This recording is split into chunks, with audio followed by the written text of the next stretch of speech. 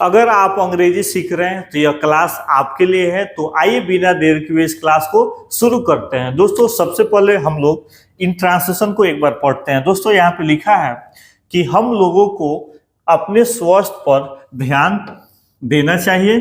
केवल स्वस्थ आदमी ही अपना काम ठीक से कर सकते हैं। आजकल के विद्यार्थी अपने स्वास्थ्य पर उचित ध्यान नहीं देते। वे बड़े नगरों में रहते हैं, वहां उन्हें अच्छा भोजन, खुली हवा और सूर्य का प्रकाश नहीं मिल पाते। नतीजा यह होता है कि हमारे विद्यार्थी अपनी तंदुरुस्ती खो बैठते हैं। ठीक है, तो चलिए इन्हें हम लोग वन बाय वन करके फ्रेंड्स सॉल्व करते हैं। तो हमारा पहला ट्रांसलेशन है फ्रेंड कि हम लोगों को अपने स्वास्थ्य पर उचित ध्यान देना चाहिए। किसे ध्यान देना चाहिए? हम लोग को। तो पहले हमने लिख दिया वी। वाक्य के अंत में गए तो देखिए चाहिए सलाह दी जा रही है, तो वी के साथ हमने फ्रेंड्स लिखा शुड, वी शुड। ओके, और शुड के बाद अब हम लोग मेन वर्ब लिखेंगे। तो हमारा मेन वर्ब है इस वाक्य का ध्यान देना, और ध्यान देना का अंग्रेजी होगा पे अटेंशन। क्या होगा दोस्तों? तो हमने लिखा pay attention, ATTENTION, pay attention. Okay, चलिए उसके बाद अटेंशन के साथ याद रखेंगे हमारा प्रीपोजिशन टू लगता है। ओके, तो we should pay attention to, हमें ध्यान देना चाहिए। किस पे? अपने स्वास्थ्य पर। अब ध्यान देंगे कि अब यहाँ पे अपने का अंग्रेजी क्या होगा। तो जब भी किसी वाक्य में अपना या अपने आ जाए दोस्तों, तो उसका अंग्रेजी सब्जेक्ट का पॉजिटिव एडजेक्टिव लिखते हैं। यानी अगर आपका सब्जेक्ट आई होगा तो पॉजिटिव एडजेक्टिव माई लिख देंगे। अगर आपका सब्जेक्ट यू होगा तो पॉजिटिव एडजेक्टिव योर लिखेंगे। अगर आपका सब्जेक्ट वी है फ्रेंड्स, तो उसका पॉसेसिव एडजेक्टिव हो जाएगा हमारा आवर, और यहाँ पे स्वस्थ है तो यहाँ पे हम लोग लिख देंगे health. Okay, we should pay attention to our health, हम लोगों को अपने स्वास्थ्य पर ध्यान देना चाहिए। ओके, सेकेंड, केवल स्वस्थ आदमी ही अपना काम ठीक से कर सकते हैं। कौन ठीक से कर सकते हैं? तो केवल स्वस्थ आदमी ही, यह हमारा सब्जेक्ट है। तो केवल का हमने लिखा ओनली, स्वस्थ का हमने लिखा हेल्दी, HEALTHY, हेल्दी, और मैन ना लिख के हम लोग लिखेंगे मेन, प्लूरल की बात हो रही है, ओनली हेल्दी मैन। ठीक है, कर सकते हैं तो कैन डू, कर सकते हैं। क्या कर सकते हैं? अपना काम। अब यहाँ पे देखिए प्लूरल की बात हो रही है। अगर प्लूरल नाउन आ जाए, चाहे वो महिला हो या पुरुष हो, उसका प्रोनाउन दे होता है, और दे का पॉजिटिव एडजेक्टिव देयर। तो लिखेंगे देयर वर्क। ओके, कैसे? तो ठीक से, तो properly, full stop. Okay, only healthy man can do their work properly. Okay, third, आजकल के विद्यार्थी अपने स्वास्थ्य पर उचित ध्यान नहीं देते हैं। कौन नहीं देते भाई? विद्यार्थी। कब के? तो आजकल के, यानी यहां से यहां तक हम लोग पहले लिखेंगे। ठीक है, तो आजकल का लिखेंगे दोस्तों द प्रेजेंट डे, और विद्यार्थी है तो students. Okay, the present day students, आजकल के विद्यार्थी ध्यान नहीं देते हैं। प्रेजेंट इंडेफिनिट, डू नॉट पे। ठीक है, the present day student do not पे। ठीक है, क्या नहीं देते हैं भाई? तो उचित ध्यान। तो लिखेंगे प्रॉपर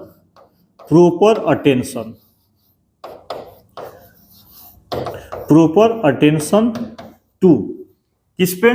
तो अपने स्वास्थ्य पर। तो अपने का देखिए प्लूरल है, तो दे का क्या हो जाएगा? देयर। तो बोलेंगे their health, full stop. Okay, the present day students do not pay proper attention to their health. Okay, चलिए आगे हम लोग बनाते हैं फ्रेंड्स। फोर्थ नंबर हमारा ट्रांसलेशन हो गया कि वे बड़े नगरों में रहते हैं। वे यानी विद्यार्थी, तो हम लोग लिखेंगे दे, रहते हैं तो लिव, में है तो इन, बड़े शहर में तो बिग, और शहरों में या नगरों में तो cities, CITIES, cities, full stop. Okay, they live in big cities, they live in big cities. Okay, 5 number, वहां उन्हें अच्छा भोजन, खुली हवा और सूर्य का प्रकाश नहीं मिल पाता। कहाँ? तो वहां, तो सबसे पहले वहां का हमने लिखा देयर। आप चाहें तो देयर को लास्ट में भी लिख सकते हैं। ओके, चलिए अब है उन्हें, तो देयर, दे। अब देखिए, नहीं मिल पाते, नहीं मिल पाते प्रेजेंट इंडेफिनिट टेंस, तो दे डू नॉट गेट, वहां उन्हें नहीं मिल पाते। अब बताइए क्या क्या नहीं मिल पाते हैं? अच्छा भोजन, तो लिखेंगे good food, good food, comma, खुली हवा, खुली हवा, ओपन एयर, ओपन एयर, और तो हमने लिखा and, open air and, open air, open air and क्या भाई? सूर्य का प्रकाश, तो लिखेंगे sunlight, sunlight. Okay, there they do not get food, good food, open air and sunlight. 6 number, नतीजा यह होता है कि, नतीजा यह होता है कि हमारे विद्यार्थी अपनी तंदुरुस्ती खूब बैठते हैं। तो पहले दोस्तों हमें बनाना है नतीजा यह होता है, तो नतीजा क्या इंग्लिश? द रिजल्ट, तो लिखेंगे the result, the result is this, result is this, result is this, result is this. अब की है तो हमने लिखा that. Okay, the result is this that, नतीजा यह होता है कि हमारे विद्यार्थी, आवर स्टूडेंट्स, आवर स्टूडेंट्स खूब बैठते हैं, लूज, लूज क्या खूब बैठते हैं? तो अपनी तंदुरुस्ती, तो lose their health, their health, their health, full stop.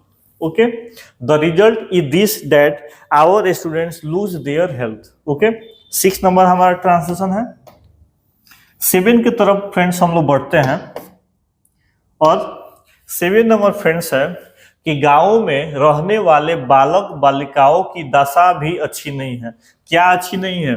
तो दशा, यानी यही हमारा वाक्य का सब्जेक्ट है। तो सबसे पहले फ्रेंड्स हम लोग लिखेंगे the condition, the condition. Okay, चलिए उसके बाद की, तो ऑफ किसकी? तो बालक बालिकाओं, तो लिखेंगे boys, boys and girls, boys and girls. Okay, चलिए गांवों में रहने वाले, तो पहले हम लोग लिखेंगे रहने वाले, लिव मतलब रहना, तो लिव का हम लोग कर दिया लिविंग। कहाँ भाई? गांवों में, तो in the villages, in the villages, in the villages is. अब आप सोच रहे होंगे सर यहाँ पे इज क्यों लगाया? तो मैंने इज इसलिए लगाया कंडीशन के चलते, क्योंकि हमारा यहाँ पे सब्जेक्ट कंडीशन, ना कि बॉय और बॉयज है। Okay, is. अब बनाना है भी अच्छी नहीं है, तो is also not good. Okay, the condition of boys and girls living in the villages is also not good. Okay, 8 number friends, गांव में भी आजकल दूध फल का अभाव है। ठीक है, कब भाई? तो आजकल, तो लिखेंगे नाउ और डेज, नाउ और डेज। ठीक है, अब हमें बनाना है अभाव है, इसमें तो सब्जेक्ट नहीं है, तो हम लोग यूज करेंगे देयर का, देयर इज। अभाव को इंग्लिश में लिखेंगे the shortage, the shortage, SHORTAGE, the shortage of, किसका अभाव है भाई? दूध और फल का। ओके, तो लिखेंगे milk, milk and fruit, milk and fruit. Okay, आजकल दूध और फल का अभाव है। कहाँ भाई? गांवों में भी, तो in the village, in the villages, VILLA, villages also. Villages also. Okay. Nowadays there is the shortage of milk and fruit in the villages also. Okay. 9 number translation, वहां अच्छे डॉक्टर नहीं मिल पाते, वहां अच्छे डॉक्टर नहीं मिल पाते। तो सबसे पहले हम लोग बनाएंगे कि अच्छे डॉक्टर नहीं मिल पाते हैं, अच्छे डॉक्टर नहीं मिल पाते हैं। तो पहले हम इतना बनाएंगे, good doctors are not found भी लिख सकते हैं, अवेलेबल भी लिख सकते हैं। ओके, अवेलेबल कहाँ भाई, वहां, तो हमने लिख दिया there. Okay, good doctors are not available there, लेकिन तो बट निराश होने का कोई कारण नहीं है। तो पहले अब हम बनाएंगे कोई कारण नहीं है, इसमें भी सब्जेक्ट नहीं है, तो लिखेंगे there is no reason, there is no reason. होने का, टू बी, क्या होने का, तो निराश, तो डिसअपॉइंटेड, डिसअपॉइंटेड, फुल स्टॉप। तो यह हमारा पैसेज, यह हमारा हिंदी टू इंग्लिश ट्रांसलेशन हो गया, और उम्मीद करता हूं कि आपको यह क्लास समझ में आ गया होगा। और थैंक यू फॉर वॉचिंग।